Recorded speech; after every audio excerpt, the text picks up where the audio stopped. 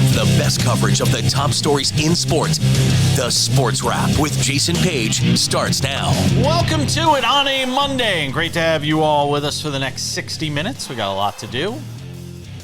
Bill Bender will drop by because if it is a Monday on this show, we're talking college football and recapping the top stories of the week.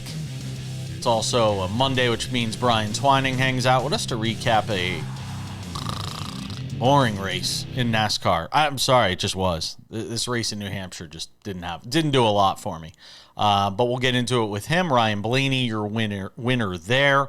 We'll talk about all of that. And a tribute at the end of the show to somebody that, unless you're in the sports media sort of betting circles, you may not have known, but by the time you're done with this show, you will wish you have known Dave Sharapan, and we'll get to that coming up a little later on. But we start things out. Sam Yarnell, the top storylines from Week 3 in the NFL. And for people who say, well, no, I had a bigger story. We have Tuesday leftovers. We've got plenty of NFL to talk about over the next couple of days.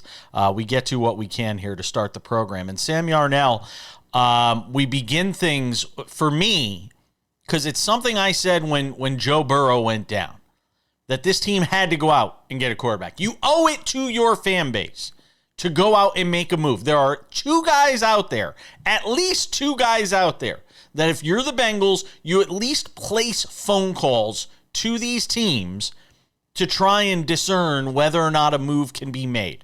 One of those had to be the New York Giants to see if Jameis Winston is available. The other is down in Atlanta, although they may be thinking of starting him after the I was going to say, guy we saw yesterday from Michael Penix, and that's Kirk Cousins. But you have to at least make those calls. When you have the talent on the offensive side of this roster, and Jake Browning is the guy you're trotting out and get your doors blown off in Minnesota against the Vikings, you have to at least consider making that phone call if you're the Cincinnati Bengals, especially after what we saw in Week 3. Yeah, Jason, their season's over. It really is unfortunate that it has to last this short, and I know that we have many loyal Cincinnati Bengals fans watching the program, and I'm sorry for you that you have to experience this.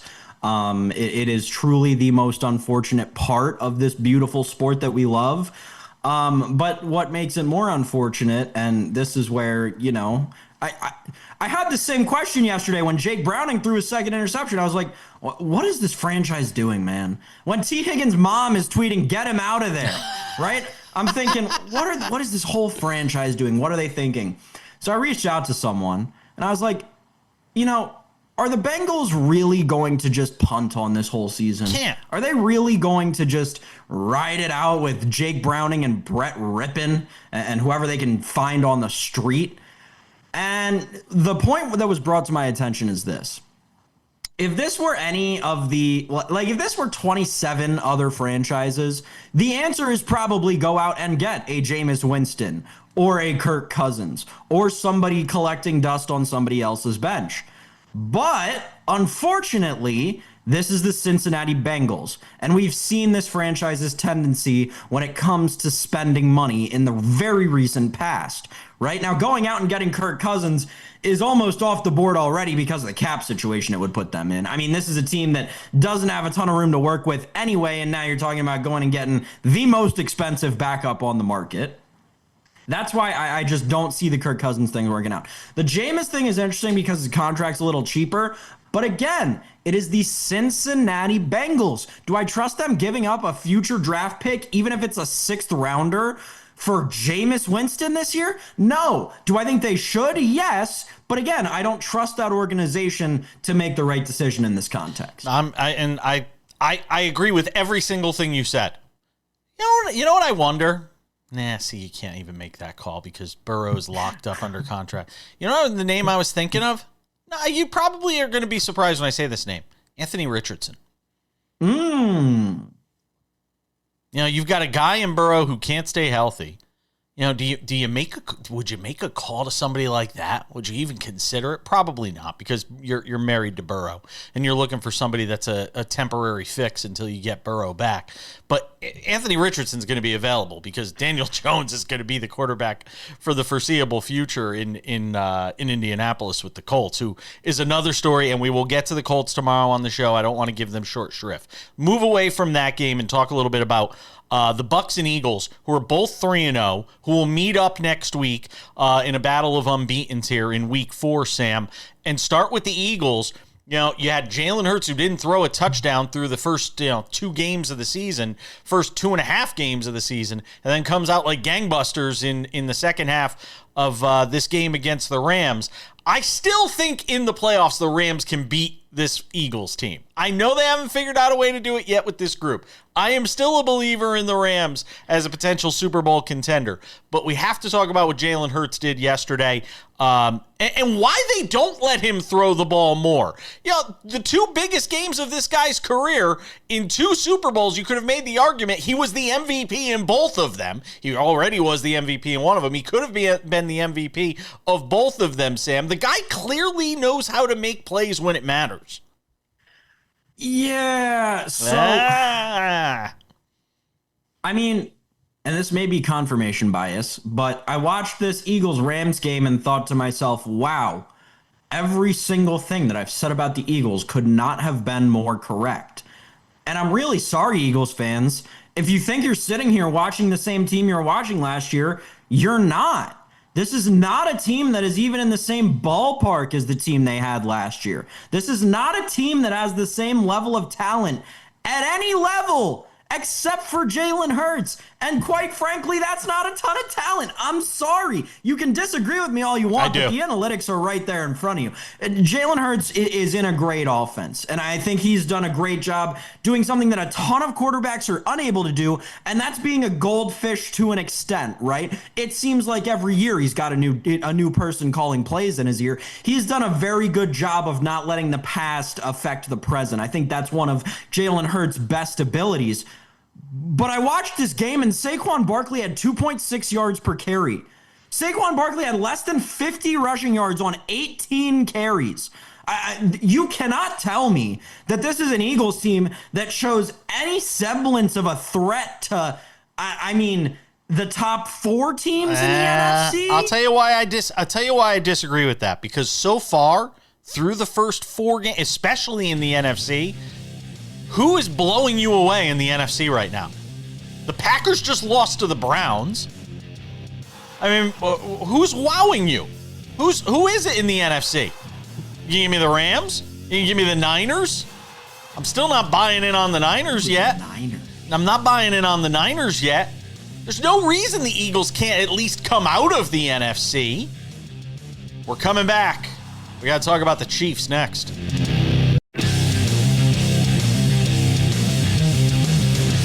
Coming up in 10 minutes, Bill Bender does a great job on college football with the sporting news. We'll get some thoughts with him after another interesting weekend.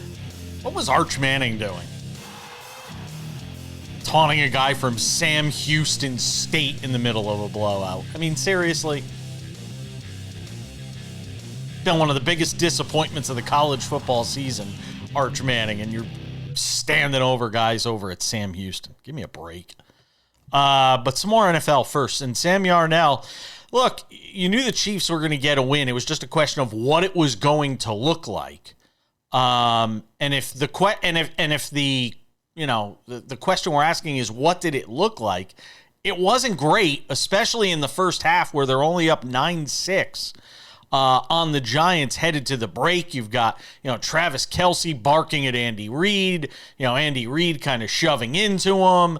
I mean, it didn't look great. And then in the second half, it looked like the Chiefs came out angry and played a little bit better. But you still have the same questions about Kansas City leaving this game as you did about them coming in. And that is, where is the offense on this team going to come from if, Patrick Mahomes isn't standing on his head?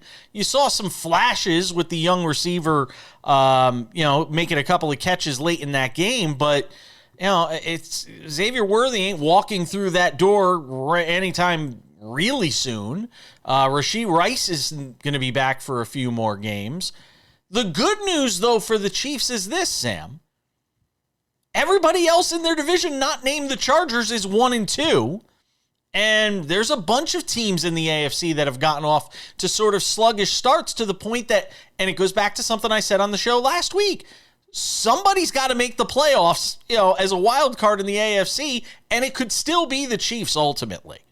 Yeah, I think a lot of people have kind of already arrived at the foregone conclusion that the Chiefs will be a wild card team. Interesting, certainly, based on the football and the brand of football they've played so far this season. If you watched any of their 3 games so far this season, but specifically Sunday night's game against the Giants, and your takeaway from watching 4 quarters of Chiefs football has been anything other than this team is broken,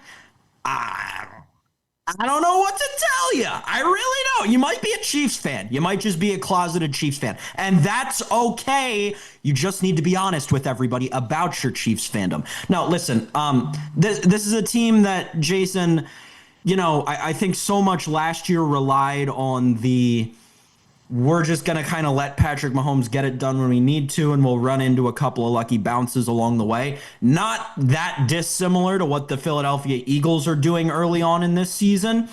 But we're now on the other side of that, and it seems like they just kind of tried to rely on that continuing while all of the numbers across their entire cap table continue to inch up. And now you're at a spot where you're carrying the ball for 3.8 yards a game, which is really blown out of proportion because Nico Remigio had an 11-yard run and that was his only carry. So it's more like 3.4 yards per carry, right? Which is not necessarily up to NFL standards, right? You've got Isaiah Pacheco, who doesn't look like an NFL back anymore. This is you've got Travis Kelce bumping into Andy Reid and fighting him on the sideline. This is a Chiefs team where for the first time in the Mahomes era, you can see trouble in paradise. And that's not to say there hasn't been any before. They've just done a very effective job of keeping it under wraps due to a mixture of the coaching experience and the winning that they were doing.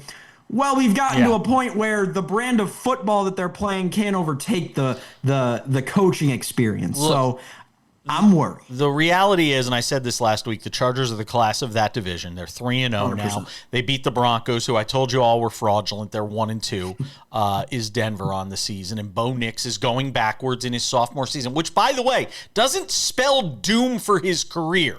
That is not what I'm saying. We have seen this sort of regression in C.J. Stroud. Some people would argue early on this season before he got hurt, even the first couple of games for Jaden Daniels. And now you're seeing it with Bo Nix in his second year in this league. And Drake May, the jury's kind of out on what all of that is.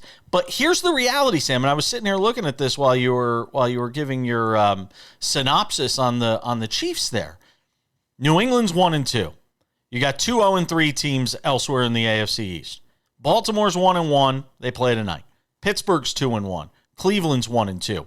Houston and Tennessee are winless. Jacksonville's 2-1. Vegas, Denver, KC 1-2. Again, somebody's got to make the playoffs, and I would not want to play the Chiefs regardless. Remember, this is a team that made it to the Super Bowl as a road team throughout the playoffs in Kansas City. So they're not intimidated or scared by having to play on the road. This veteran group of players is not scared of having to go and play on the road. I mean, are you telling me you're 100% sure Jacksonville or Pittsburgh or any of these other teams that you might want to throw into the mix are going to be the Bengals, who are 2-1 leading the division, but we all know that's not going to last given their state of affairs? I still think Kansas City gets in, and if they are, they're always going to be a dangerous team because of number 15. That's just the reality of it. Again, I'm not saying they're going to win a Super Bowl, but at 1-2, at least getting that first win last night puts them in a position that I think now they could start to find their path, find their footing, figure out, start strategizing. All right, where's this going to have to work in terms of just figuring out a way to pile up enough wins between now and week 18 to get into the postseason and then try to make some noise there. They're not winning the division, though. This is the Chargers' division to win. But that's the thing. You said it there at the end, man. Piling up enough wins. Look at this schedule. They're not in a place to pile up wins anymore, right? You're staring down the barrel of Ravens, Jaguars, Lions, Raiders, right? So that's 2 out of 4 bad ones. Commanders, Bills, Broncos, Colts. That's going to be a tough 4-week stretch because you're in Denver for that game. Then Cowboys, Texans, Chargers, Titans, Broncos, Raiders. I understand that they're a team that has to. Defense is still going to keep them in games. Start winning games. But defense is going to keep them in games, Sam. It'll keep them in games, but I don't know. Just like it did last year, no contest there. Here's the thing. I don't know if the offense can win them those games that the defense keeps them in like it did last year. Yeah, they won a lot of crazy games last year. Their record in close games was off the charts, and we all know what happens year over year in those situations. Teams that win those close games one year could easily lose them the following year. So it wouldn't shock me if that was the case. I have to concede that. By the way, and we'll spend more time on this tomorrow, I said watch Jacksonville before the season started. Flying under the radar, but finding ways to win games. And Trevor Lawrence has played well for them over the first few games. We're coming back with Bill Bender to talk college football next.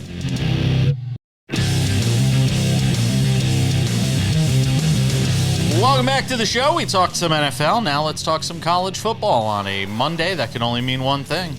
He's here! The great Bill Bender.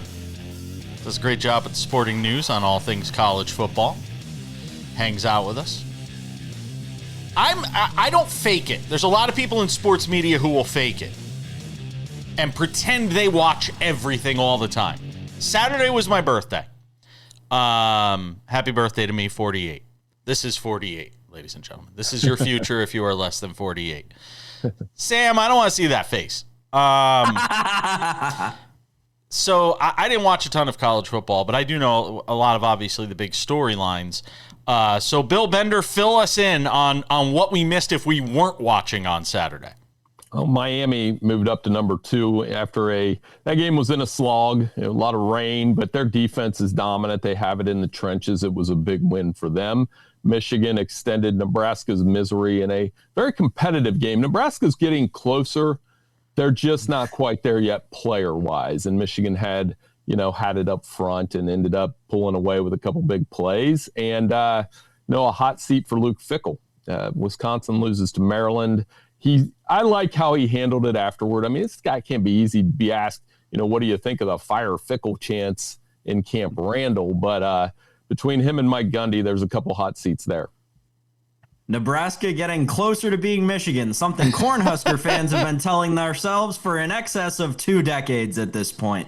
Bill, the big story to me coming out of the weekend is you had Fernando Mendoza go out there and throw for 5 touchdowns, 4 in the first half against Illinois for an Indiana team that absolutely rolls the Illini and Kurt Cignetti's group. I'm curious, Mendoza, we wake up on Monday morning, and he's your new Heisman favorite over John Mateer. What did you see out of this Indiana team this weekend in a huge Big Ten matchup? And does Fernando Mendoza really have a shot to win the Heisman? And by the way, I'll take a hit real quick. Indiana, I have to give them credit. I thought they'd take a step backwards this year with a much tougher schedule, and they haven't. We all did. Okay, and I feel better then. Well, then we were all wrong. Now the question becomes, how real is this? Because not only has Kurt Cignetti 15-2 at Iowa or Indiana heading into this Iowa game, you mentioned Mendoza. He was efficient. Their running game is dominant. Their defense is good. If they had another uniform on, we would think of them a lot differently. Going to Iowa this weekend, that's the next test. But Cignetti continues to pass them. So they are a real threat. It didn't surprise me how high they jumped in the polls. I was kind of anticipating top 10 around there. And Texas Tech, same. After Texas Tech goes into Utah, backup quarterback comes in, and they dominated the Utes. All right, let me hit a piece of low-hanging fruit here. What is Arch Manning doing? I mean, really? I mean, you play like dog crap the first, few games of the season, and then you go out there against Sam Houston State, and you're taunting guys when you score. I mean, really? Come on. Do we know what the Sam Houston guy said? I mean, you never know. Just say nothing. You have not played good football. I know. I saw a clip yesterday, Jason, of Johnny Manziel doing something very similar, stepping over a Sam Houston defender after he did one of his mini touchdowns. And it's not that different. But, yeah, I mean, it's probably unnecessary. And it just goes to show that we can't go. It's like that the sign, we have gone one day without an accident. We can't go one day without an Arch Manning headline / controversy / something that has nothing to do with actual football. But to your point, maybe hold off on doing that one. Bill, Ole Miss rolls up on Tulane over the weekend. Obviously, we can get to the scope of the SEC a little bit later, but I'm curious from a Tulane side of this matchup. Obviously, they're one of the teams that we've been talking about for that last spot in the playoffs, along with this just incredible run that USF has gone on. What did this kind of change in terms of your opinions about John Summerall's group down in New Orleans after losing 45-10 to an SEC foe? Yeah, I thought they would cover and miss that one real quickly, honestly. I think it speaks more to Trinidad Chambliss and what Lane Kiffin might have there. You know, you look at his first 2 games, Ferris State transfer playing brilliant football, and, you know, Austin Simmons has sat out the last 2 weeks and creates a dilemma if Simmons is ready to go going into this LSU game where Ole Miss is favored at home. So I think it's more about them now. Tulane, the American Conference race is only going to get more interesting now that you have, it's like each week we have a new darling. It was South Florida, then it was Tulane. Now it's Memphis, which was able to beat Arkansas. And Memphis plays South Florida at home this year. And I believe Navy at home. So don't forget about Navy. They're in that race too. Clemson. Yikes. I mean, it goes from bad to worse, losing at home against Syracuse. Bill, you know, give me some thoughts here on where this team goes right now. Dabo Swinney's team obviously having some trouble. You're out in Vegas, right? So Dabo's on tilt, definitely. I mean, there's no doubt from the press conference to the next loss and those things going on with the Tigers. I still think he's a good coach, but now it opens the door to the NIL stuff and the transfer portal stuff. And is this roster built to compete for national championships? And the worst thing about it isn't even their losses to me. Probably if I'm a Clemson fan, I'm looking at, Miami finally has their act together. Michael Irvin's running around, you know, with the siren and the Ibises, they're back. Florida State's dominating teams. And I know it's Kent State, but if Florida State rolls into Virginia Friday night and hammers them, then the marquee event in the ACC is no longer Clemson. It's now Florida State, Miami. Could you see Dabo leaving? You know, we had I took a pause there because we had a meeting at Sporting News. We had our weekly planning meeting, and I was kind of on that. There's no way in the world that's going to happen. I don't care if they go 5-7. But he may talk himself into leaving, if you know what I mean. Like each one of these press conferences, if the struggles continue. Would he leave to stay in another? But if NIL and all that stuff bothers him, would he leave to stay in college football? I mean, or would he just go do something else? Well, people say NFL, but I do too. Was that last week we talked about this? I don't know if we talked about it, but it's certainly something that's crossed my mind. Well, I actually see Kirby. If you had to pick like one of those elite college football coaches doing well in the NFL, I'd take Kirby Smart because I think he understands the defensive side of it so well and would do well. He's always remind me of, like, if the Cowboys hired their next coach, I would hire Kirby Smart. Marcus Williams? Yeah, I mean, yeah, that's another guy I think of. Yeah, the guys that could do well there. I think Kirby would do well. Dabo, I don't know. The Alabama question always exists, but like you said, if he's not into NIL and the transfer portal, you can't go to Alabama. They expect to win a national title every year. No, and like I said, if the NIL thing is what's bothering them, just go coach in the NFL. It's at least a more organized NIL. We're coming back with more. Bill Bender, college football, does a great job at the Sporting News, hanging out with us on a Monday edition of SportsWrap.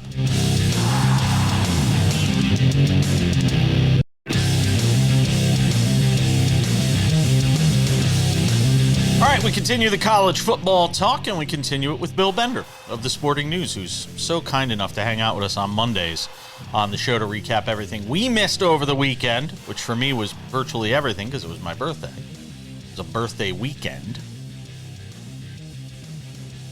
Sam Yarnell, a question for Bill Bender. Go ahead. Bill, it was a great weekend of college football, great matchups in the SEC, and the one that nobody was watching except for me was South Carolina, Missouri. Lenora Sellers and Bo Prabula going head-to-head, and Missouri comes out with a win. I'm just curious to get your perspective because I had a couple of head-scratching questions watching this game. Preseason, there was so much talk about Lenora Sellers. This is a guy who's a dark horse for Heisman. This is a South Carolina team that's got all their ducks in a row. They've got it all together. Now they're 2-2, and they lost to Missouri in the SEC. What has happened with this South Carolina team this year? The SEC middle class is tough. It does feel like the AFC. You know, if we're being honest, like this is a larger version of the AFC West in some ways. Every game's going to be tough. And, you know, Missouri's a good football team at home. Bo Prabula's definitely playing well. They could have scratched out a cover if they don't maybe if they don't get tripped up on a reverse late in that game. But Lenora Sellers got banged up last week, and, you know, he was solid against Missouri. But this is a team that's probably, if we're being real, that we expected them to be 10-2, probably me too. But we're looking at 8-4. And, you know, this is Auburn right now after Jackson Arnold took 10 sacks. It's not. Missouri is building toward a really big game against Alabama here shortly. And I think the Tigers might have continues to win. And I saw a tweet this morning, Sam. Missouri and Nebraska, just look at how their lives have changed since moving to these conferences. It's night and day. Oh, that's interesting. You mentioned the Bo side of all of this, and just keeping my ear to the ground with the whole Penn State community, right? Lots of Penn State fans in the neck of the woods where I'm at. It seems like there was a notion for a period of time of, oh, Drew Aller is starting to show struggles, and, you know, he's going to be as good as gone after this year with the draft coming around and him running out of eligibility. We, Penn State, would have been better off letting Aller go to the draft last year and keeping Bo Prabula. What do you think about all that? Do you think they made a mistake in letting Bo transfer to the SEC? I don't, and I'm sure you're hearing Trace McSorley comparisons along the way. But yep. I mean, Drew Aller has done nothing wrong yet this year. They're 3-0. They've played a really weak non-conference schedule. I saw the QBR thing making the rounds, and, you know, some of that's nonsense to me because they haven't been threatened. That said, this weekend's huge. You know, going up against Dante Moore, who's emerged as a Heisman Trophy candidate in the first month of the season. I had a hard time picking a winner for this Oregon-Penn State game because I could see a path for both. And to me, this is a program statement for Penn State, the whiteout, the pageantry. It's an awesome setting, as you know. And but they do have to go out and win this game. And if they don't, those Bo Prabula, Drew Aller narrative that we're going through is going to get much louder. Look, I almost feel like it's deja vu in year one of Bill Belichick and year one of what we saw with Deion Sanders, where, you know, there's all the hype and there's all the buildup, but the reality versus what is happening on the field are two completely different things. I mean, they beat Richmond and Charlotte? Those are the two wins so far for North Carolina. They got their doors blown off by TCU. They lose to UCF 34-9. You've got this whole scene on the sideline, and I think everybody's making too much of a big deal of it with him and Jordan Hudson in the pregame, with her being down on the field and giving him a little encouragement, I guess, before that game starts. I mean, 4 games in here to the whole Bill Belichick experience. I know players are going to win games, and it just seems clear at this point and obvious that they don't have the players yet. But with a guy as old as Belichick, you know, is the expectation that they're going to be able to ramp this thing up fast enough that it's worth having him and holding on to him and everything that comes with him, Bill? Well, I was one of those people that saw a path for them to be 3-1 after the first month of the season. And it's just not. Now they're playing Dabo and Clemson next. And we're going to circle that game for all the wrong reasons instead of the right ones. So the sideline interactions with Jordan Hudson honestly go right over my head, because, I mean, are we going to do that for every coach if their wife is on the sideline before a game? Yeah. I don't think we do. So, but I also don't know how many are on the sideline before the game, you know? So that doesn't bother me. But to your point, I mean, how long? This is not a overnight fix and wave a wand type deal. So the question becomes, how long is he going to stick around? You look at the back half of their schedule, there's opportunities for growth, but it's also at this point, after the way that UCF beat them and Scott Frost kind of calling it out afterwards, saying we're UCF and all that, North Carolina's path to a bowl game isn't very easy. Oh, God. I'd be surprised. A path to a bowl game, I mean, unless they're buying tickets, I don't know how that's happening right now, Bill.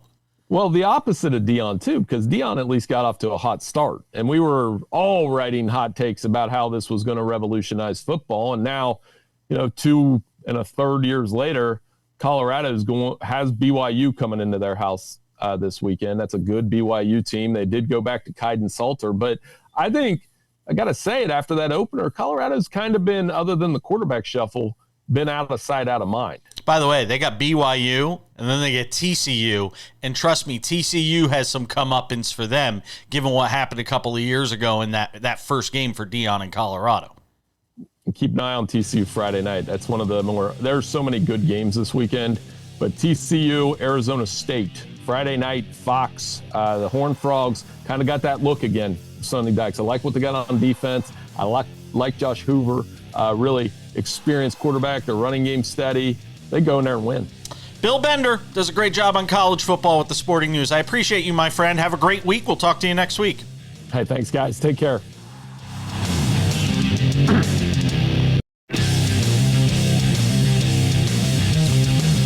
We wrap it up with odds and ends and a tribute to Dave Sharapan coming up about 10 minutes from now.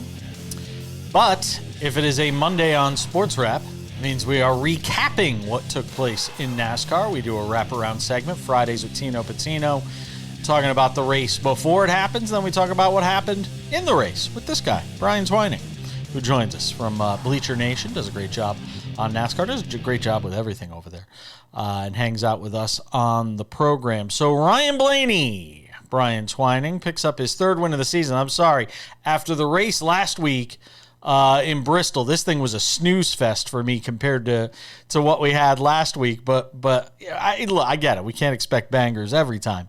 But Ryan Blaney picks up a big third win. He passes Josh Berry with about 40 laps to go. But Ryan Blaney led for most of this race, didn't he?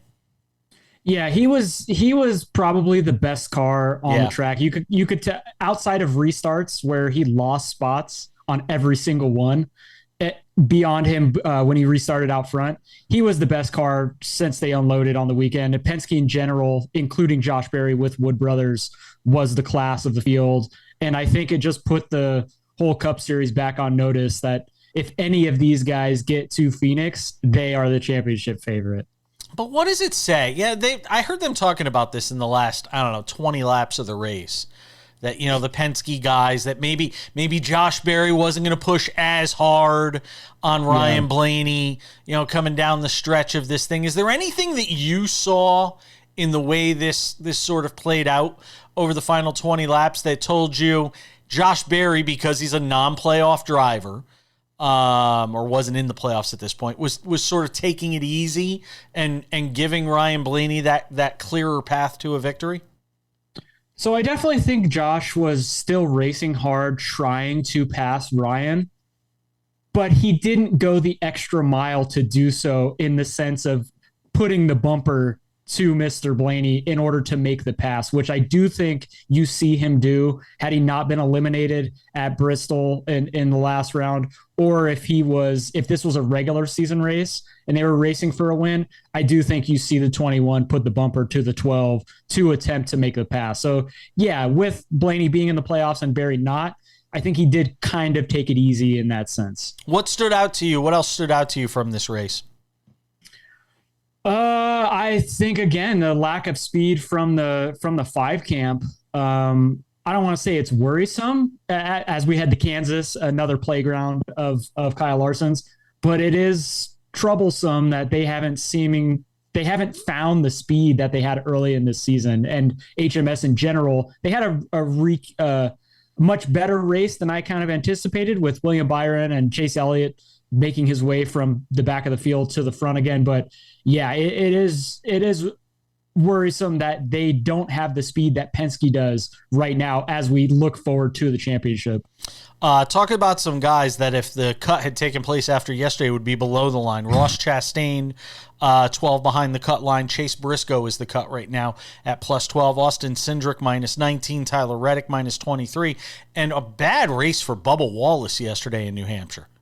Yeah, I think worst case scenario happened for 23-11. I mean, when you look at Bubba in particular, I kind of hit on this last week. This was a track that he had performed well at in the past, and Toyotas in general kind of missed it outside of Christopher Bell, who, being the favorite, you kind of expected him to run well, but even he was a little bit off from what we have seen in the past. So yeah, I think Bubba Wallace and Tyler Reddick, 23-11 camp, they're going to have to refine their Kansas aura from 2023 if they have any hopes of advancing here into the round of 8. How about Joey Logano?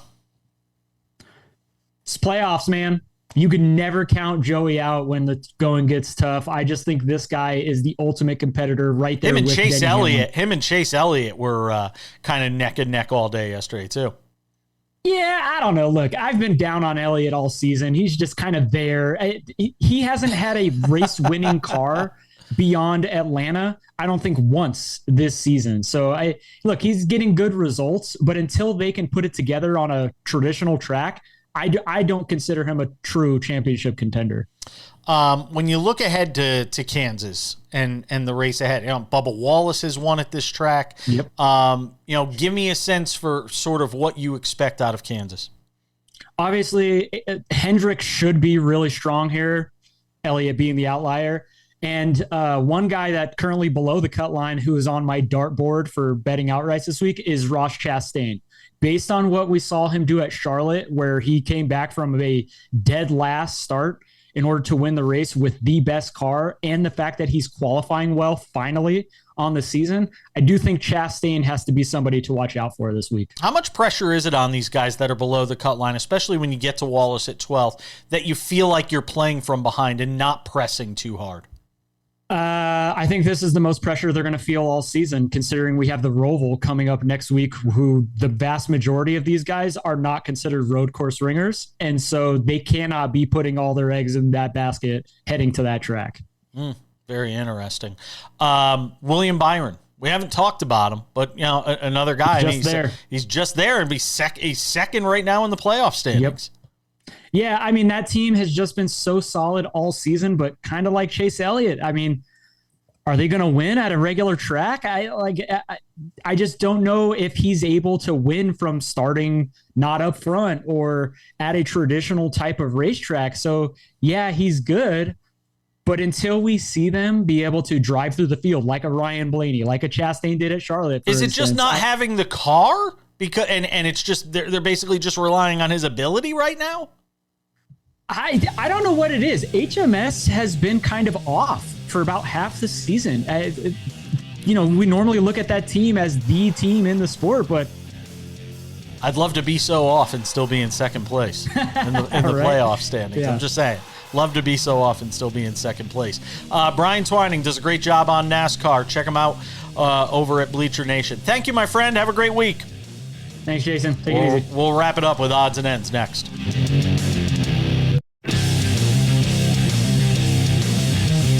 All right, just about time to put the wraps on this baby for a Monday.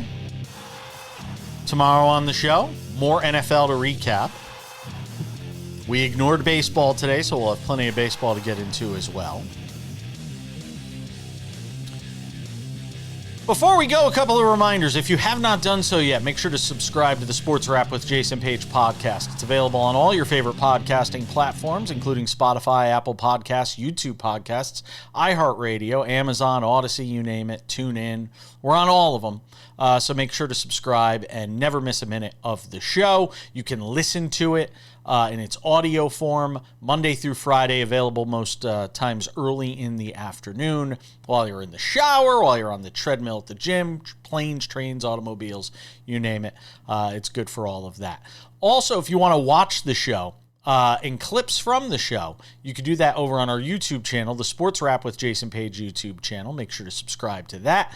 Sports Wrap shorts are there, sometimes clips from the show, sometimes clips not from the show as well. By the way, Sam, how did you do in Page? I went 3-1 in Page versus the Prince. How did you do? Me too. I also went 3-1. Right. I wasn't keeping tabs on yours. I was too busy celebrating the fact that I'm either going 1-3 or 3-1 here in the first 3 weeks of the season. So that's sort of where we are. All right, without any further delay, ladies and gentlemen, time for some odds and ends. Odds and ends, Sam Yarnell. A lot of people, if you were on X yesterday, if you're a sports fan, you were on X, you might have seen a lot of people paying tribute to a man named Dave Sharapan, who passed away at the far too young age of 55 yesterday after a battle with cancer. He was the host of a show called The Bostonian versus the Book. He was known as the Sports Consigliere. He was Sportsbook Consigliere. He was huge in the sports betting world. If you lived in Pittsburgh and you're watching us on Sportsnet Pittsburgh, you undoubtedly know who Dave Sharapan is. If you are somebody that is in Las Vegas watching us on Silver State Sports and Entertainment Network, you undoubtedly know who Dave Sharapan is and was. Sam Yarnell, who works with us, also works at Sports Grid, also knew Dave Sharapan through his work there on that channel. So I wanted to give you some time, Sam, to sort of tell people about Dave Sharapan, because if you didn't know who Dave Sharapan was, you're going to wish you did. And if you did know who Dave Sharapan was, he was your best friend.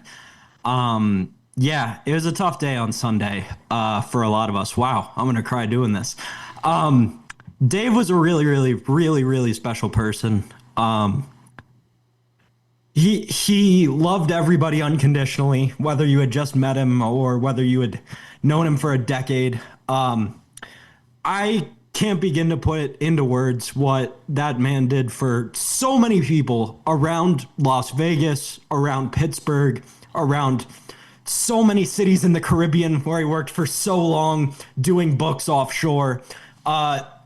The man lived 1,000 lives, and I said this on Twitter. I'm just very lucky that mine was one of the many, many, many, many, many that he touched.